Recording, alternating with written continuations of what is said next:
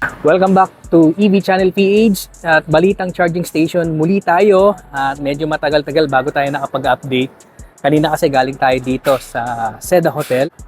Ayan, meron tayong sinute na bagong baby ng BYD. Abangan nyo na lang. Anyway, kay EV, eto as you can see. Ayan. Meron sila dito na 22 kilowatt voltage output na EV charging station. Ang maganda rito kay EV, dual yung charging gun niya. Pwede siyang Type 2 at GBT.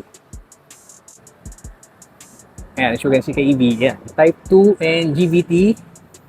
Of course, alam niyo naman na may bayad na ang AC Mobility Charging Station. Isang slot lang naman dito ang available. Sa harap mismo siya ng lobby ng Seda Hotel. Okay, as you can see. Ayan. So kay EV, sa mga mag-check-in at sa mga malapit, kung pupunta kayo dito sa bandang Macapagal o sa Manila Bay kay EV, ay merong charging station dito. Or kung mag-check-in kayo, syempre, ayan, meron na kayong charging station na pwede nyong mapag-charge ng inyong EV. Of course, kung puno ito, malapit lang naman dito yung Ayala Mall. Ayan, katabi lang naman. Okay? Doon sa kabilang side kay EV ay meron naman silang charging station. Doon, marami. Meron din silang ganitong klaseng charging station na dual. Pwedeng GBT at pwede rin naman na Type 2. So, nasa sa inyo kay EV. Yan ang maganda. Gusto ko yun eh.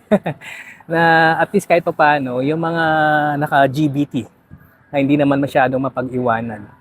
Again, kay EV, kung gusto mo ng mga ganitong klaseng content about EV charging station or EV reviews and EV updates kay EV, pwede kayong mag-subscribe sa ating channel, Electric Vehicle Channel sa YouTube at Go EV naman. Pakipollow na lang din ang ating page. At least kung meron tayong bagong update patungkol sa charging station or review, ay updated ka palagi. By the way, I'm Mark from EV Channel PH.